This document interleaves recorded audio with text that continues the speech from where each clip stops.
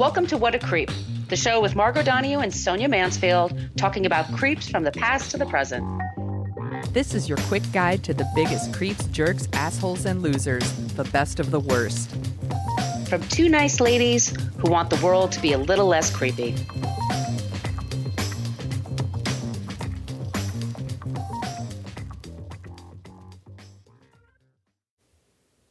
Welcome back to What a Creep. This is Marc Donahue, and my cohort in creepitude, as always, is the amazing Sonia Mansfield.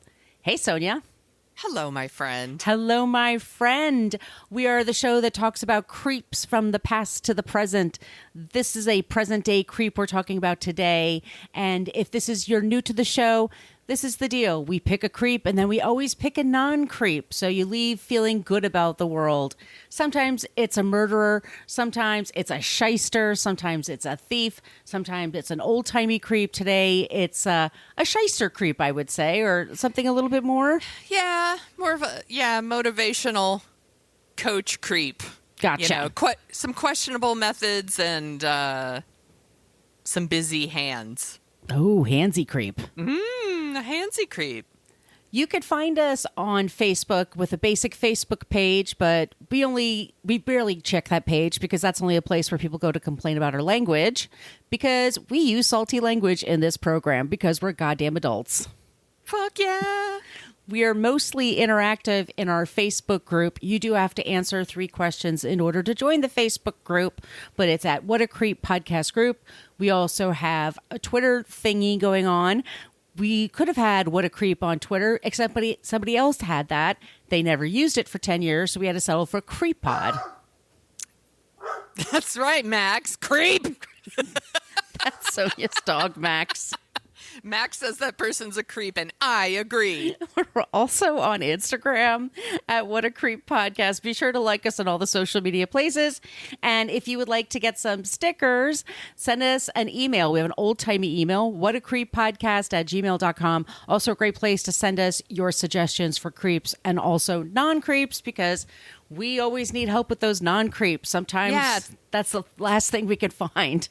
Yeah, sometimes it's a little harder than you think. Sometimes we get like for today's creep. By the way, Tony Robbins is 6'7", and I was just like looking up for people that are 6'7" and not creepy. It was the trouble. I love troublesome. I love the random connection that we try to find between our creep and non-creep, and sometimes it works, and sometimes we just pick a non-creep that deserves a shout out. Exactly. You'll find out who that is at the end of the show. Yes. Sonia, do you want to talk about our website? Yes, it's whatacreeppodcast.com. It's everything you ever wanted to know about the podcast, but we're afraid to ask. It has links to all of our episodes, and in those episodes are our show notes. So we link to all of our sources for these episodes. We like to give credit where credit is due.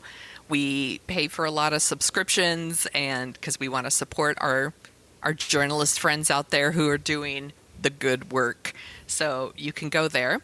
And there's a link to our merch shop. So if you want t-shirts or tote bags, face masks, because despite what our president says, the pandemic is not over. Mm-hmm. The holidays are coming. There's a lot of great gift stuff in there. Do it. There's also a link to our Patreon page. You want to tell them about that, Margot? I do indeed. Patreon. We put up our first 4 seasons there. We're going to put up season 5 pretty soon. Also, It's a place where we put up 2 bonus episodes every month. We just put up our first one for September. We're going to put up our second one next week. We also put out a newsletter every month. Also, it just once again helps throw a few bones our way. It helps us pay for the show, for all the costs of upkeep. And I want to say thank you to Lisa, Mary Ellen, Harriet, Kimberly, and Taylor, all of them for signing up for Patreon. Thank you. Thank you so much.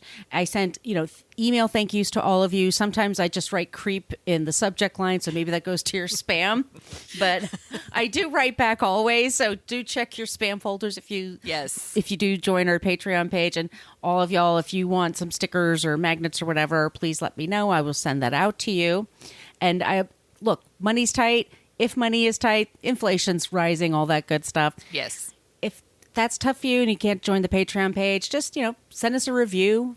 on iTunes or wherever you get your podcasts. And I just want to say a big old thank you first to Abby Richardson in Great Britain. She says she was listening to us all over the UK. And she did a 16-hour road trip the other week, and they listened to us almost the whole time. Damn, that's a lot of creep. That's a lot of my nasally voice, so thank you so much for doing that. Your voice is delightful. Thank you. Also from Great Britain, Alex Andromeda, first-time reviewer, long-time listener. We totally appreciate that. Also, Spotify, you can leave stars now, wherever you listen, or just tell a friend about the show or send us an email, ask for a sticker, slap it on your laptop. Look like a cool kid at the coffee shop. That would be amazing. Do it. Do it. Sorry. My iced coffees. Do it. My iced coffee and my cap lady cup is like kicking in. Sonia. We're caffeinated. I am caffeinated. Sonia, who is our creep today?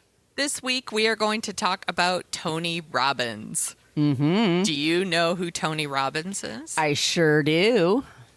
I know of him. And I've seen people make fun of Tony Robbins, but I put a link in our Facebook group of Tony Robbins as performed by Ben Stiller from the much missed Ben Stiller show from the 1990s. Tony Robbins. Oh, God. A brilliant show. These are my teeth. It's such a good show. Sources for this episode, y'all. The Atlantic, BuzzFeed. BuzzFeed did a ton of work on Tony Robbins, so there's 2 links for BuzzFeed in this. Headstuff, Incorporated Magazine, New York Times, Now This Is News. It's a link to a video. Nicki Swift, Tony Robbins' own website, and of course, the fine people at Wikipedia. So, Tony Robbins is a motivational coach, speaker, and author. Pretty well known. He does seminars all over the world. He's got tons of self-help books, including 6 bestsellers. Things like Unlimited Power, Awaken the Giant Within, Giant Steps, Money, all caps, Money, Master the Game. And his most recent book is called Life Force, How New Breakthroughs in Precision Medicine Can transform the quality of your life and those you love. That just rolls off the tongue. What does he know about medicine? I don't know. Whatever. He has worked with 4 U.S. presidents, top entertainers, people like Oprah, Aerosmith. Is he like the drum kid with Joey Kramer? You can drum better, man. Come on. It needs more cowbell. This is what made me laugh. It's all top entertainers, and here's who they list. So it's like Oprah, Aerosmith, Green Day, Usher, Pitbull. Pitbull? Yeah, Pitbull's popular. Pitbull, sure. Hugh Jackman, Kim Kardashian, big athletes like Serena Williams. I mean, she's fucking rad. And then even like the Golden State Warriors, which is my local basketball team. Fortune magazine has named him the quote-unquote CEO whisperer. He's worked with like Salesforce.com founder Marc Benioff, Mandalay Entertainment CEO Peter Guber, Guber, and real estate developer and creep Steve Wynn. He's on the list. Yes. Tony Robbins is estimated to be worth $500 million. Dude's fucking rich. And we love to point out, well, we don't love to point it out, but we do point out when our creeps do good things. He's done good things. I'm sure he's helped countless people. He works with Feeding America. He's got like a Tony Robbins Foundation that's, given grants to like health and human services organizations. We always point out when our creeps do good things. Mm-hmm. But he's also done some creepy stuff too, including berating abuse victims at his shows and sexually harassing female fans and employees. So let's start at the beginning. Was he a big baby? He's a... You're a big baby. Actually, I am going to explain how he got so tall. Anthony J. Sorry, here we go. Mahavrik is his name when he was born. He was born in North Hollywood, California on February 29th, 1960. He's A leap day. Yeah, he's a leap day baby. He's the eldest of 3 children. His parents divorced when he was 7. His mother, sadly, was an alcoholic who remarried several times, like a revolving door of marriages. At one point, she was married to Jim Robbins, who was a semi-professional baseball player, and he legally adopted Anthony when he was 12, hence Tony Robbins. During high school, Robbins grew 10 inches in 1 year. Oh, that must have been painful. Bananas. Oh, my God. So That's was like a massive growth American spurt. Werewolf in London, kind of. Totally. Yeah. That's some like this is some fucking Hulk shit right here. Like Yeah. a growth spurt, 10 inches. It turned out he had a benign tumor on his pituitary gland. Holy shit. This is a thing. I looked it up. So when you could get a tumor on your pituitary gland, and it releases excessive growth hormones. Oh, And wow. that's what happened to him, and he is now 6'7". That's real tall. Yeah. Yeah. He also, if you hear him talk, he has like a booming voice. Like, And gigantic white teeth. yes, he's very intimidating. So, at 15 years old, little giant Tony Robbins decided he wanted to become a sports writer because he failed to make the baseball team. But instead of taking writing classes, he just printed up business cards and said, "I'm a sports journalist." He did it. He talked his way into interviewing people like Howard Cosell, Ohio State football coach Woody Hayes, and Baseball Hall of Famers Tommy Lasorda, and Leo Droja? Yeah. He did it all for the local paper. Holy, good for him. Yeah, he's got a way with words. He knows how to persuade people to do things. His home life was very chaotic and abusive. He left home at 17. He got a job as a janitor and got an apartment. And the apartment's landlord recommended that Robbins check out this motivational speaker named Jim Rohn, I think is how you pronounce it. And he wrote books like 7 Strategies for Wealth and Happiness and the 12 Pillars of Success. And Tony Robbins scraped up some money. He went to a seminar, liked what he saw, got a job for Rohn, and Rohn became his mentor. And he got really into self-help. He was just all in on this. And he says it really helped him deal with his trauma. Like he, like I said, came from a really abusive household. And he became very determined to show others how to do it. So he started promoting his own seminars, which promised to, quote unquote, unleash the power within. And his business really took off. And his success story was really based on, like, look at me. I lost 38 pounds of fat. I'm married to the woman of my dreams. I don't live in my tiny apartment anymore. Well, I have expanded. Yeah, find one. First of all, he couldn't fit in his tiny apartment, probably, right? Like, he moved to this like Spanish style castle in Southern California. It really took off, and it turned into the Robbins Research International. It's like a life coaching empire. It's huge. Like books, audio business, audio stuff, life coach certification and seminars. Some of these seminars people pay as much as $8,000 Jesus Christ. just to be in the same room with him. Just to see his teeth. Just to see those teeth up close. Those choppers. Yeah. Now, here's the thing. He's real tall. You don't have to be that close. You could sit in the way back and still see him, but whatever. It's your money. Spend it however you want. I found this interesting. So he did an interview with Incorporated Magazine. Do you mean Inc.? Yes. Yeah, it's Inc. Yes, it is Inc. Oh, sorry. That's okay. I thought it went by Incorporated. My apologies, y'all. No, that's okay. I don't read business magazines. No. I worked in the magazine business, so yeah. Okay. Yeah. Thank you. So he talked about his pre-show rituals, and I think stuff like this is interesting, so I wanted to include it. He begins his morning with a dip in a 57-degree coffin-sized plunge pool. Coffins? Okay. But it would be a big Coffin coffin for size. him. big coffin. It's probably a normal size pool for us Yeah. commoners. Yes. And then before he goes on stage, he's like jumping up and down on a mini trampoline. And he says that he does a shift.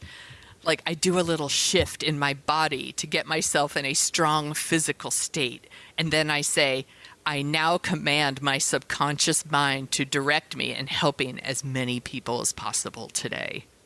Okay. So everybody should do that for themselves, and you too could be Tony Robbins. So I wanted to understand what his seminars are like, because obviously I've never been, because I don't have $8,000 lying around. Although, y'all could sign up for the Patreon and maybe, I could get there. But I wanted to describe what his seminars are like.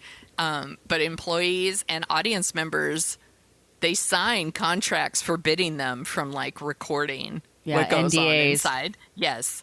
So, but some people have done secret recordings, and some members of the media have gone in and taken pretty good notes and secretly recorded stuff. So there is some stuff. Many people in his crowd are people, they're dealing with serious problems.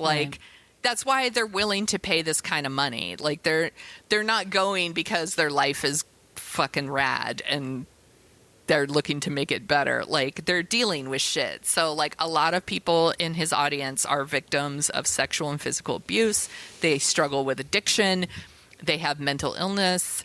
They, and they're paying thousands of dollars to see him because they want to change their life. Also, are you going to get into the infomercials? I wasn't going to. Do you want to tell me about them? Yeah.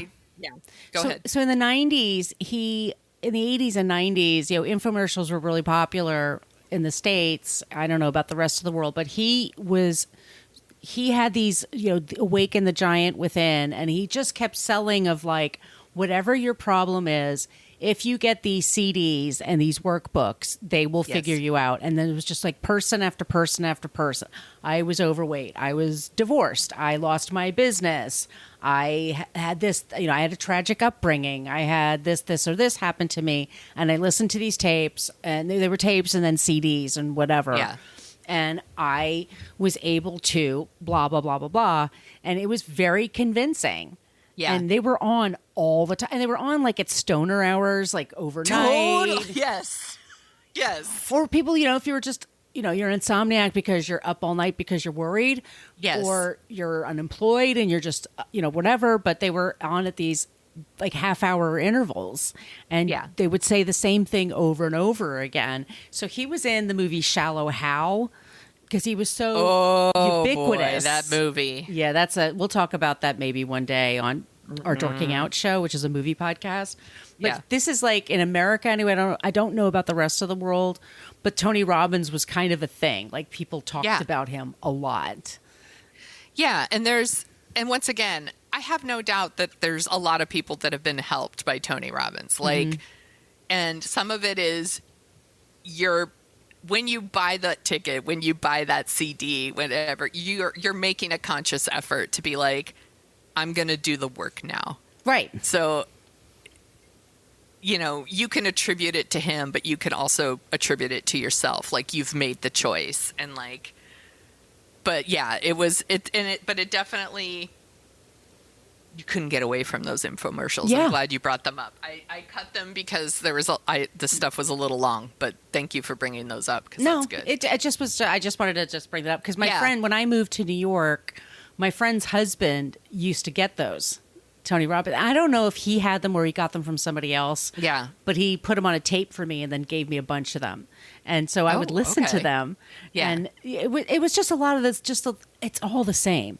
It's have a purpose every day, make your bed, think of one thing you can change. And then the next day you'll think of something. I mean, they all say the same thing, but he's just very dynamic. Even in his voice, he's just really I don't care if you're a big tub of lard on the bottom of a closet, you can do anything. Just do this one, push the broom out of your way out of that closet. Right. You've done something. Oh my God. He makes it sound so amazing. But these tapes and CDs were $100 a piece or something. That's so Yeah, he was making money hand over fist with this shit. Yeah, and there's things like that can help people for sure. But like I said, there's people who are dealing with much bigger problems. Exactly. And so here can be the problem with Tony Robbins or people like him, you know, even people like the Rachel Hollises of the world that we have talked about in past episodes. Like, there are licensed professionals who treat mental health issues, and they go to school and training for that. And there's like strict guidelines and ethical guidelines governing the work they do and their relations with patients, clients, you know, things like that. Self-coaching doesn't require that. Self-help coaching doesn't require that sort of stuff. So like, you could just say you're a self-help coach, you know, it doesn't require training. Good ones have training, obviously. Like, I'm not shitting on coaching. Like, I have a friend who's a life coach, and she's fucking smart as hell and like really good and has like helped a lot of people. Like, so I'm not shitting on this at all, but like, there's definitely, well, there's good and bad, like any profession, right? Yeah. So the core of Tony Robbins' teaching is that, you know, his people, you shouldn't see yourself as a victim.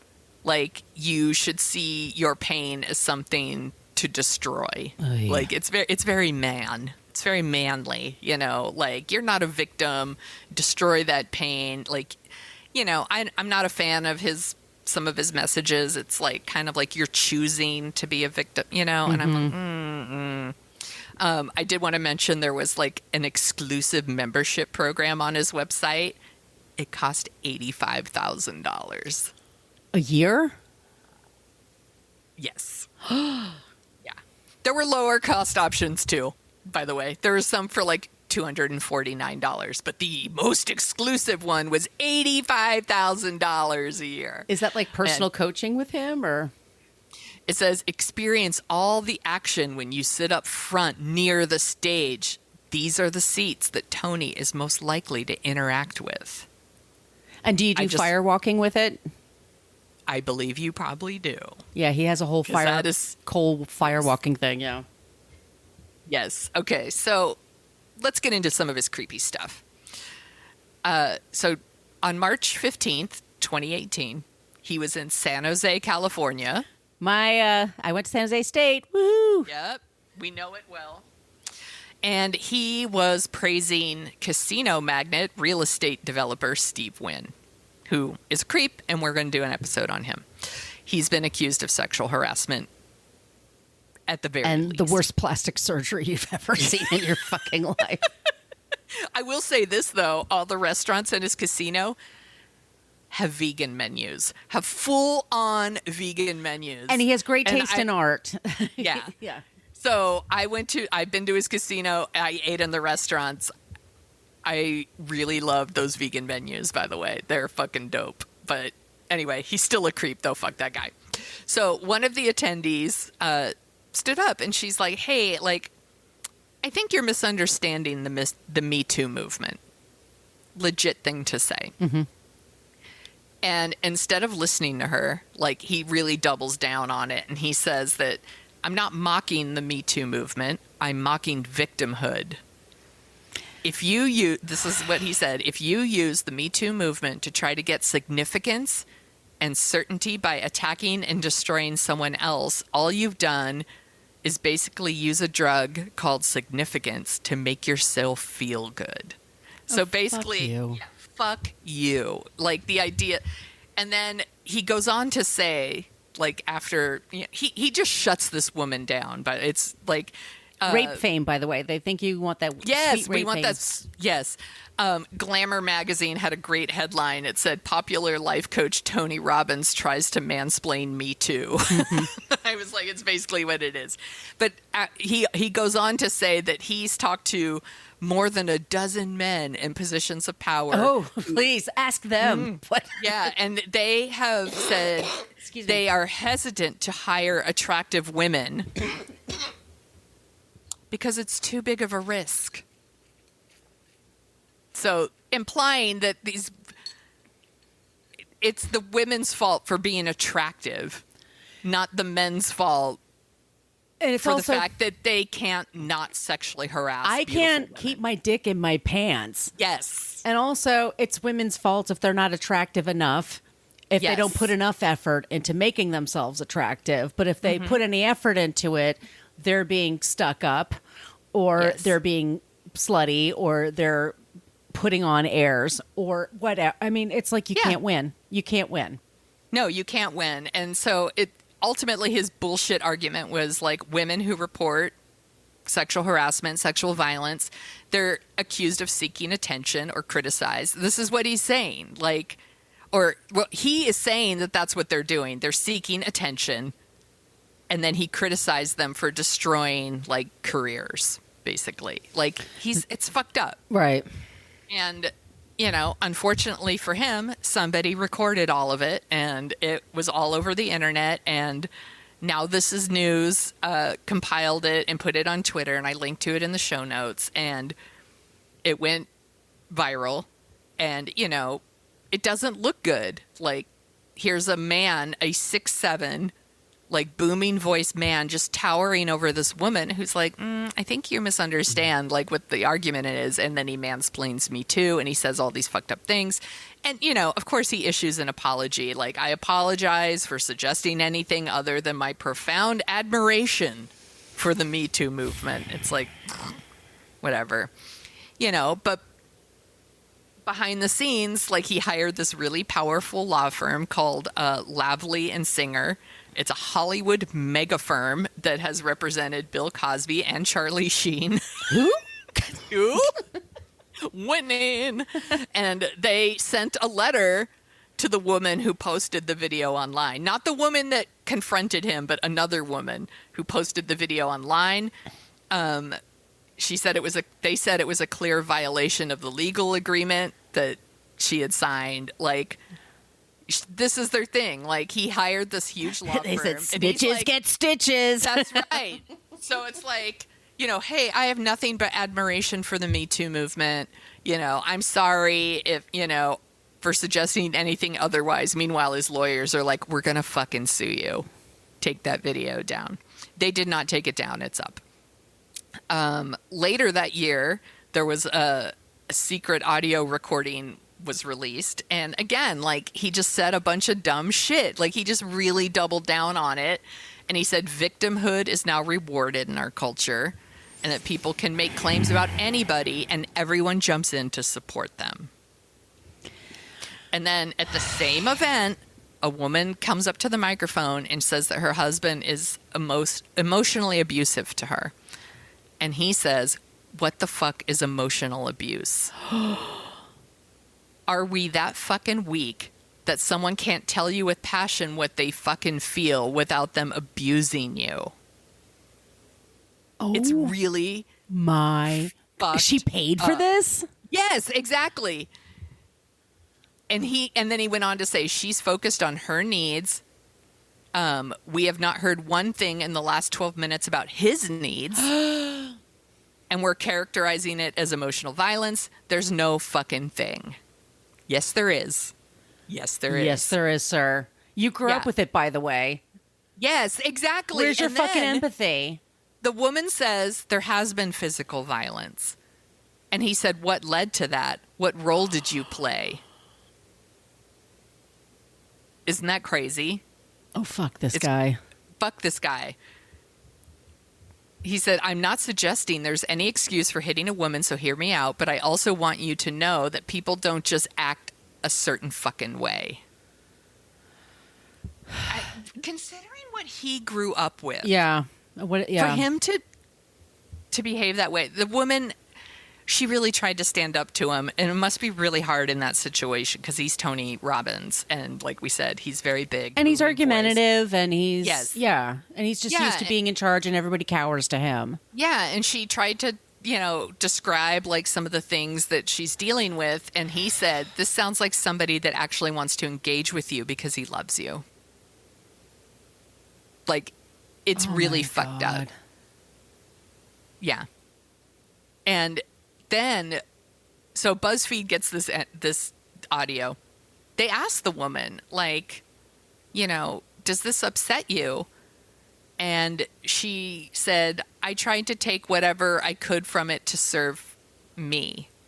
And she said, I didn't take it personally. Oh my God. Well, yeah, because she's been so abused. She's like, feels like Exactly. she deserves it. This is just feedback. It's just feedback. Yeah. Oh my God. It was really upsetting. And here's why. So she's like, I didn't take it personally. That was her thing. And because she's had all this abuse, right? That's probably why she would answer something like that. But there are other people in the room who probably have also suffered that kind of abuse, and they hear that from him. Yeah. And they do take it personally, or it does, like, or they're going to think like nobody cares, nobody gives a shit. Yes. Nobody's going to believe me. Right. Or even if they do, they don't care. It's my fault somehow. I attracted it. Yes. Oh, what a fucking It's hurtful. It's awful what he did. And it's like every once in a while some shitty person posts like, why don't women report more to the police? Yes. Why don't they call the cops when something happens? Why didn't you call? Because nobody does anything. Yeah. Even if you tell somebody, they don't do anything. Yeah. Exactly. It's fucked up. And it ratchets up. Like they start with one thing and then it's another thing and then it's another thing. And then she's trying to say that. And he should be saying like, you should value yourself and let's get you out of there. Yeah. But that's not. That's not what he's saying. No, he's saying she deserves it. Yeah. What a dick. Because she's a victim, and you know, it's fucked up. And there's all kinds of secret recordings and transcripts that start coming out. And there's all kinds of just him yelling at survivors of rape and domestic violence.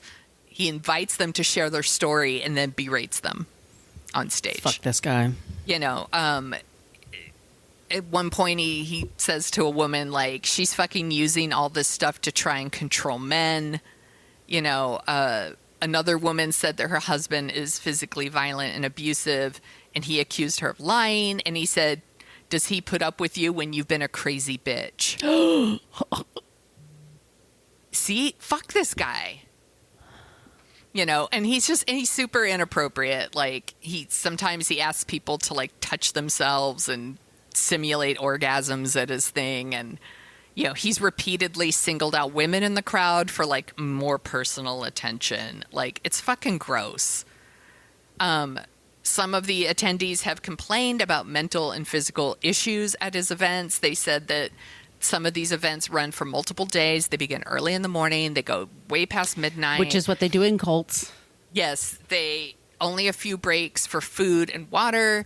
It leaves people like mentally exhausted, disoriented. Some of them are suffering dehydration as well. You know, it's fucked up. There's a man named Glenn Lekatansky. I got it. He was a registered emergency nurse that spent a decade volunteering at Tony Robbins events. That's right, Max. And he said that he often witnessed like guests become like mentally unstable due to lack of sleep, water, and food. Like he would have to treat dehydration, things like that at these events. Dude, this isn't fucking Woodstock. Right. This is supposed to be a self-help seminar. It's bananas. So there's also Gary King. He was a former director of security, and he said that part of his job was just like dealing with like emotional meltdowns, which sometimes involved suicide threats and attempts, and like it was just part of the job. Oh my God. Yeah. Oh my, I keep saying that, but holy shit. Yeah. I had no idea how deep some of this stuff went when I started, because I was like, I knew that like he'd been shitty about me too. That was my original like, hey, fuck this guy. I had no idea about some of this other stuff. So one of the signature features of his events is the fire walk, which you were talking about. Even Oprah Winfrey has done it. Oprah fell for it? What? Yeah. Oprah.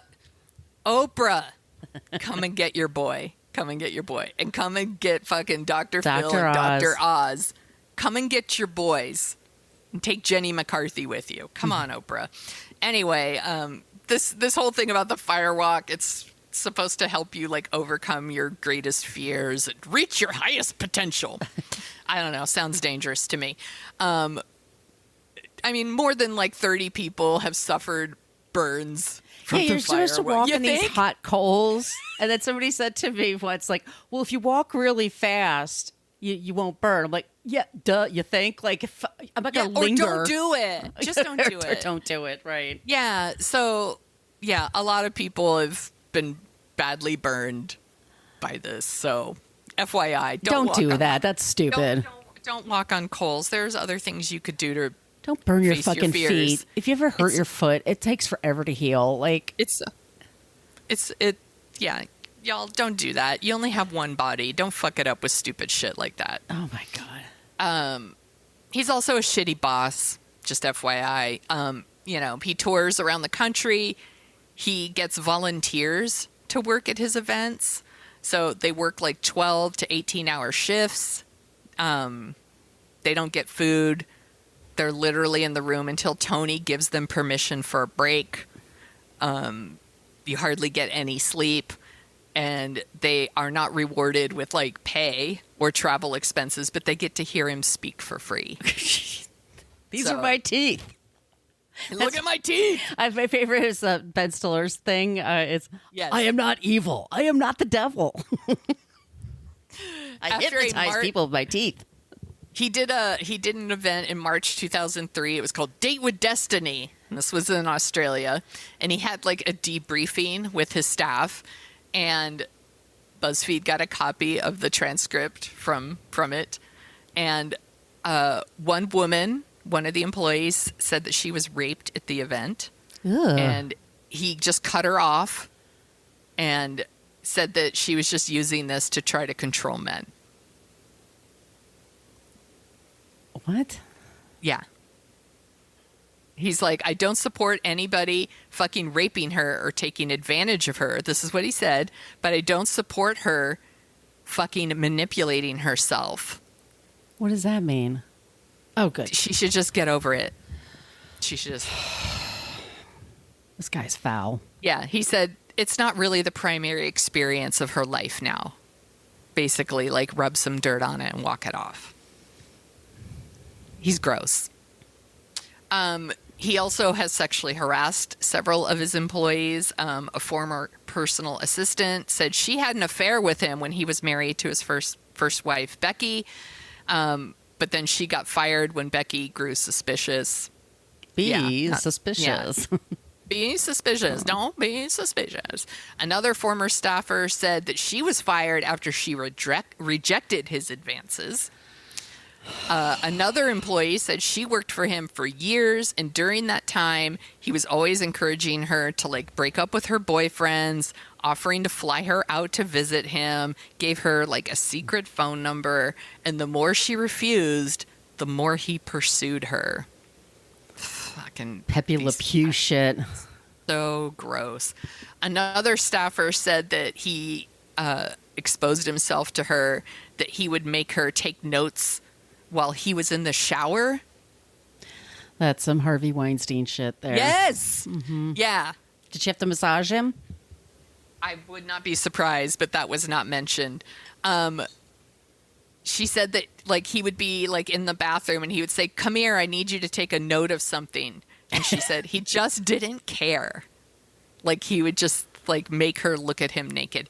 And here's one of my favorite parts. So through his attorneys, Tony Robbins denied any inappropriate sexual behavior and told him and said he never intentionally naked in front of employees. I was like, what the fuck? Intentionally naked. So what he means is, to the extent that he may have been unclothed at various times in his home or in hotels while working or dressing or showering, his personal assistant may have been present, but he has no recollection. So it's basically, LOL, it didn't happen, and if it did, it was an accident. Oh, I'm like, if you call your personal assistant in when you're in the shower to take notes, they're going to see you naked. What an asshole. He's such an asshole. Ugh. So the former director of security that I mentioned earlier, Gary King, also said that it was part of his job to find like attractive event attendees and get their phone numbers for Tony Robbins. And one of Tony Robbins' personal chefs said security guys were always telling them stories about the women they had to take up to Tony Robbins' room. It's like a rock show. Yeah. A woman who went to seminars said that he placed her hand on his crotch, touched her breast. Another woman said that he kissed her, hugged her, and groped her.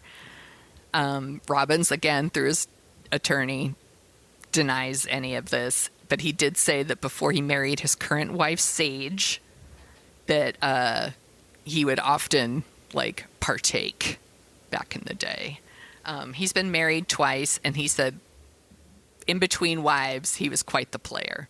He was a poon hound between wives. Yes, yeah. yes. So he actually said, this is an interview he did with Playboy magazine that said there was no drought for sure. I was like a kid in a candy store. The chicks wanted it. Yeah, they wanted it. He said that women at his events were constantly propositioning him, and some wanted to have, quote, nice, interesting group experiences, but he declined. Oh, yeah, sure, no, okay. Sure he did. So here's a couple of other rando shitty things Tony Robbins did. A video surfaced of him in the 80s dropping the N-word repeatedly in one of his seminars. Well, don't be a victim, African-American people. Mm-hmm.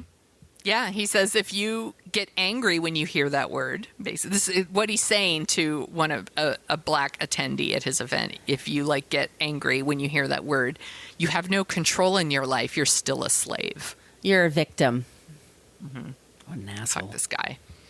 And then the last one was a really great quote where I was like, women's torment is that men fucking look, and men's torment is that women are fucking insane. That's what he says about us. We're insane. He's a real gent. When men are always saying that all women are crazy, it's because they're assholes that make people miserable. Angry. Yes, yeah. Exactly. And that's what Tony Robbins is. They're cheaters. Yes. They're lying cheaters, by the way. Yes. Yes. If you ever meet a guy and he describes all of his exes as crazy, right. Girl, run. Yeah. Run. He's a fucking liar and cheater. Yes. Yes. Fuck Tony Robbins. So that's our creep. Fuck this guy. Excellent work, Sonia. Holy shit. He didn't say any of that in those tapes that I heard. No, that's weird. Yeah. They're selectively edited, I guess. No, he sells himself as like an aw shucks. I'm just trying to help everybody. Just be the best and once selves. again, I'm sure he's helped some people. Yeah, but know what you're giving money to. Yes, exactly. Yeah, you find somebody else. Yeah. Brene Brown or somebody. Yeah, Brene Brown. That's a great one. Well, we've talked about her before. Yeah, when we're picking our non-creep. So let's do this. Let's take a quick break, cleanse the timeline, cleanse our brains, and let's talk about our non-creep this week.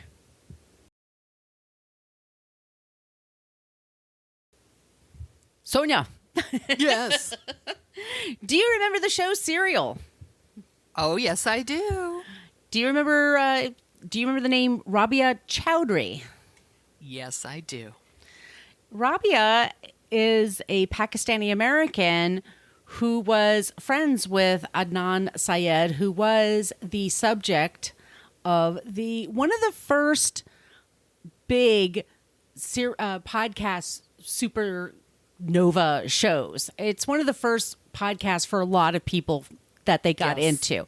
I'm an early podcast adapter. I started like in 2008 or 9, but this was I was late to the show for sure, but Serial was huge. It was huge. It's hard to overstate that. And this was only in 2014 and 15, and it started with Sarah Koenig, and she put out this show. And I remember there was this tweet by Patton Oswalt. He says, "Holy shit, are you listening to Serial?"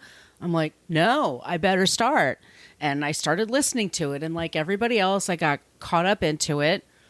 And then Rabia, who is mentioned in the first show, was occasionally, she's a lawyer and she was friends with Adnan and said, I'm going to have to come up with my own podcast because the whole story is not being told here. I was like, ooh.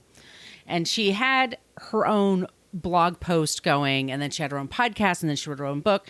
So Rabia was born in Pakistan, and then she went to the University of Maryland in Baltimore.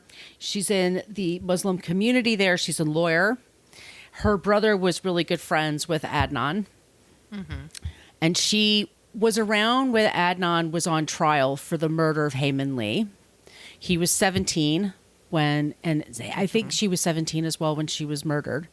And we should remember that there was somebody killed in all of this, and that's nothing to celebrate. No.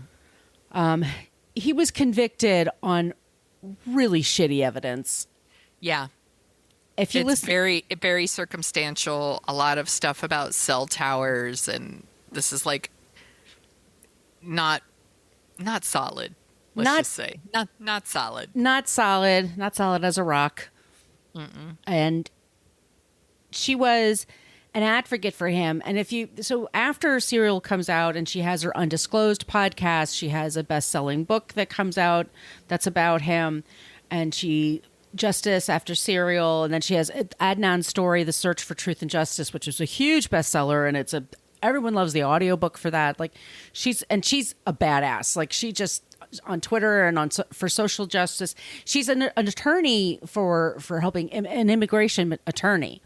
At the time that this was going on, she was in a bad marriage. She was in an abusive marriage. Oh, I didn't know this part. Yeah. Okay. So she was not able to help Adnan when he was on trial. She just figured he had what was someone who was considered one of the best defense attorneys in the city. If you listen to Serial, that woman's story is bananas. Yes. And unfortunately, it really hurt his case. I mean, there are a lot of things that hurt his case. I mean, I don't think enough is said about racism and Islamophobia. Absolutely. So she herself, she had all this evidence, and she worked on it for several years. He was convicted in 2000, I want to say, or 2001. She goes to Sarah Koenig, who at the time of the trial was a reporter for the Baltimore Sun, and that's why she picked her. And at this time, 2014, she was with This American Life, which is an NPR show. Ira Glass. This is Ira Glass. You know, that was one of my favorite shows for a while. And then I met him, and he's a dick. I used to listen. Oh, that's he sucks. A bummer. I used to listen to it all the time. I loved. I mean, I like the people on there. I just think he sucks. That's just me. Feel any way you want to feel. She goes to law school. She has a young baby. Her husband accuses her of abuse. Her baby's taken away from her for a while. She goes through a lot of shit. So she understands how one person could just say something and really fuck up your life. So anyway, she's all about Adnan. I got to get this guy out of jail. We got to get him a new trial. She gives the story to Sarah Koenig, and she thinks they're going to do a story on NPR. And the next thing you know, there's this whole series called Serial. And all of a sudden they're like, is he guilty or not? And she did not think that was going to be the show. She thought she was presenting, this is a case of a bad case, a bad judgment, and bad police officers, bad science, junk science. Yes. And a bad prosecution. And this was... Go ahead. The guilt was not up for debate for her, but the show was definitely telling a story of, is he guilty or not? Right. Yes. And we all kind of fell for it. I mean, I think it was... For sure. It's really well done. Right. It's really well done. It's NPR. Yeah. And again, like, I don't know if we could stress enough how insanely popular this was. Like, SNL was making fun of it. They weren't making fun of podcasts before this. Like, no. It was, and people were like, the new episode dropped. It was like the fucking Game of Thrones of podcasts. Like, people That's a good way to put it. Were freaking out when new episodes were like, I listened to it like the second it uploaded, and like picking it apart, and like it was an obsession. It was Thursdays, I think is when it dropped, because I remember that was like when I would teach Thursday evenings, that was like my evening walk. Yeah. And it's not like I would listen to it and take notes. Like, I just accepted. Right. I'm like, well, she's a reporter. She's reporting. Like, of course, what she's saying is true. And Robbie is hearing some of the stuff she's saying, and she's like, you've got to be fucking kidding me, basically. One of the policemen that she describes, she's sort of like, well, he's basically a good guy. You know, he's meticulous. And Robbie's like, are you fucking kidding me? Turns out, not great guys. And to be clear, they both had different goals here. Like, you're being much more generous than I am. No, she was clearly trying to tell a certain kind of story. Now, whether or not that story is the whole story, clearly it isn't, but yeah. And that's a whole thing about media with like the both sides and right. Yeah. I'll just leave it at that. Listen to the bonus ep for more thoughts on that. I went off last time. Also, and I think there's a show called On the Media that's excellent, and they just did an episode, and they just interviewed Rabia, and they got a quote from Sarah Koenig. So you do hear both sides of how they feel about this topic. But Rabia, go ahead. Sorry. No, I was just saying, you don't have to present both sides when one of the sides is facts. Yeah. Exactly what I was trying to get at in our bonus episode, which is like climate change is a real thing. You don't need to bring on a denier. Like, it's factually true. It's scientifically proven. You don't need to bring on a dum-dum who's like, actually, like, you don't. Well, one of the things that I listened to today, because I went back and I do like the Maintenance Pod you and I were talking about. Yeah, I like that one too. Oh, such a good podcast. And they just did one Michael about Hobbs, Goop. Is that his name? He did one about Goop, and he's been also tweeting about Serial. So I've gone back and listened to Serial, and one of the episodes they had was what Adnan said, it is impossible for me to go from school to leave school. They did a thing where they timed themselves leaving school, murder this girl, hop in a car, go back, and then go to track practice. It's like 20 minutes. And so they're like, challenge accepted. And they treated it like it was a goof. Like they went about and she said to Adnan, yeah, we did it. We just had like a minute to spare. And I'm like, this girl was strangled to death. Apparently. That's what we know. I don't know. Like, but it's like, right. You left out the whole murdered part, like in the timeline. Like but I didn't at the time. I didn't even say that critically to myself. Right. Like that's a whole. Anyway, so Rabia started. First, it was a blog, and then it was undisclosed, and she and her co-hosts went through and because this is a terrible miscarriage of justice. Yes. Because Heyman Lee was murdered by somebody, and her body was just left out there. Her family doesn't know who the killer is. Yeah. I mean, Adnan is convicted, but there's still a lot of debate over whether or not he's guilty, and the person who did it is out there walking around. And right. That is not justice. It's not justice, and they need to go over the DNA evidence, and there's a lot of evidence and a lot of junk evidence that was given, especially the cell tower, which is totally stupid and totally... Oh my God, the cell towers. I was re-listening to that episode. So she starts Undisclosed, and they worked on 20 other cases in addition to that one with Undisclosed. She writes this best-selling book. Anyway, so this past week, Adnan is out of prison.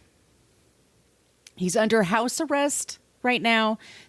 This is what's incredible, is that Baltimore is basically the DA let him out and said, we can't stand by this conviction, which is very different from 23 years ago when he was put to jail. Yes. What the police was like, what that was like, what the DA's office was like. So the fact that they themselves are taking him out is pretty significant. Yes. How bad their case is against him.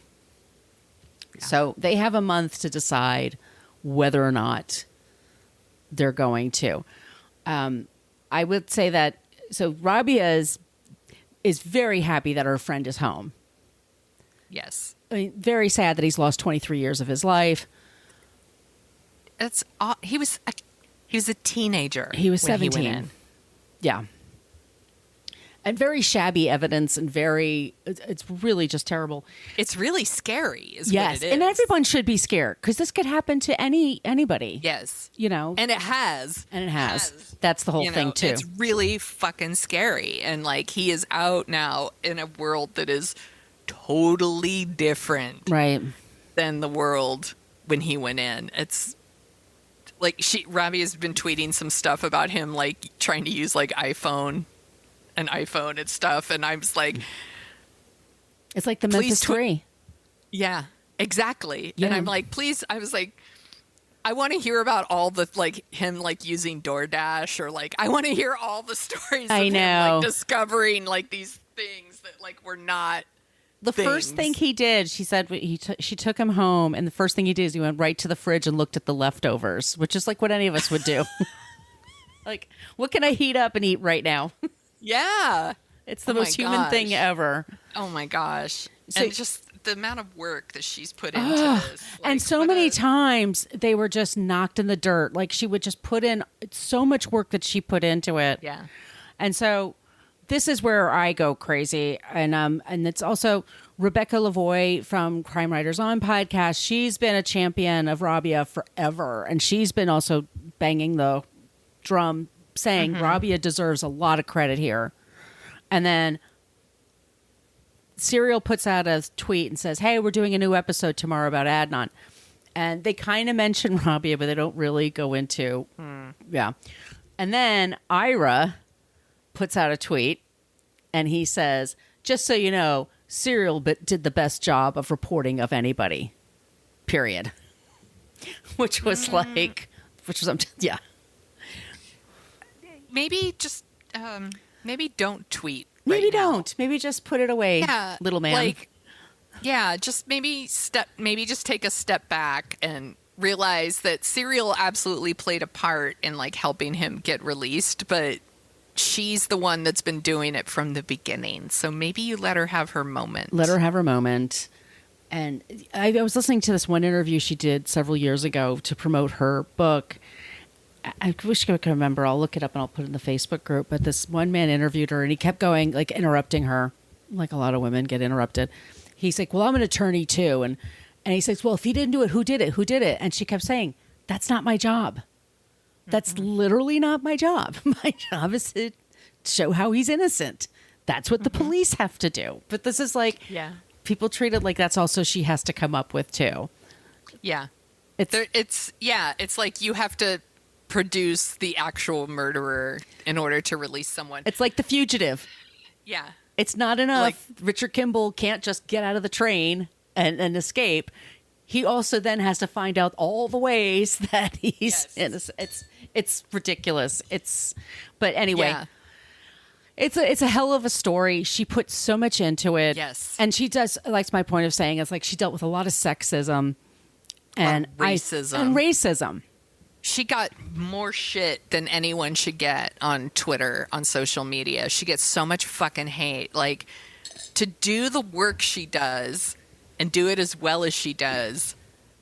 Unapologetically. Yes. And then to get the amount of fucking hate she gets just for not being white. And not being like bubbly and blinking her eyes and like, all right, no, thank you. No, she just presents, she speaks clearly, intelligently, without bullshit, without guile, and just states herself clearly. And people are, it's just so infuriating. It's so completely infuriating. And our legal system is just so fucking broken. And I think, and this is what Rebecca Lavoie is saying, and I think other people need to say this too. New York Times now owns Serial. They own all their shows. They need to put a clip at the top of the show that says, Adnan's out of jail now. Like, everything we're presenting to you right now in this show is not fact. Yeah. Because it's reporting. So when you update your reporting, that should be in there. Right? Yeah, actually it could be that they should add something to every episode. It wouldn't take long. It's like 10 episodes.